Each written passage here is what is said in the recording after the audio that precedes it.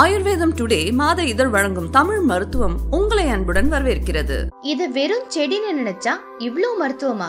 ஈரப்பதம் நிறைஞ்சிருக்க இடத்துல தலையை தூக்கி வெள்ளையான பூக்களோட கூட்டமா இருக்கிறது தான் வெட்டுக்காய பூண்டு. இதோட இலைகள் சொர சொரன்னு மடிச்சா உடையிற மாதிரி இருக்கும். இதுக்கு தாத்தா செடி, மிருகம் பச்சிலை, முறியும் பச்சிலை, அருவாமலை பூண்டு, வெட்டுவாங்கண்ணி போன்ற பல பெயர்கள் கொண்டிருக்கு. இருந்தாலும் தாத்தா செடி மற்றும் வெட்டுக்காய பூண்டு இந்த ரெண்டு பெயர்களால பரவலா அழைக்கப்படுது. கை கால் பகுதியில எங்க அடிபட்டாலும் அல்லது புண்கள் மேல இந்த இலைய கையால கசக்கி அதுல இருந்து வர பச்சை நிற தண்ணிய விட்டா ரத்த கசிவு உடனே நிக்கும். அதோட ரொம்ப சீக்கிரமாவே புண்கள் ஆறிடும். மேலும் சீழ் பிடிக்காது, செப்டிக் ஆகுறது போன்ற எந்த பிரச்சனையும் வராது.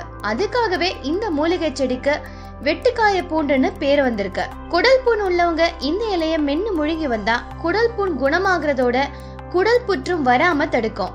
இத அறிவியல் பூர்வமாவும் கண்டுபிடிச்சிருக்காங்க. இந்த செடி வேற காய வச்சு பொடி பண்ணி ஒரு நாளைக்கு 2 ஸ்பூன் அளவு எடுத்து வந்தா நரம்பு தளர்ச்சியை போக்கி ஞாபக சக்தியை அதிகரிக்கும்.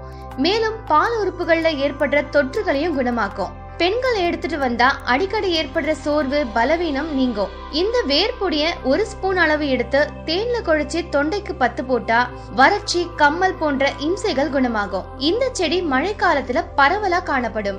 இந்த வீடியோ பிடிச்சிருந்தா லைக் பண்ணிடுங்க, ரொம்ப பிடிச்சா ஷேர் பண்ணிடுங்க. அடுத்த வீடியோல சந்திப்போம். பாய்.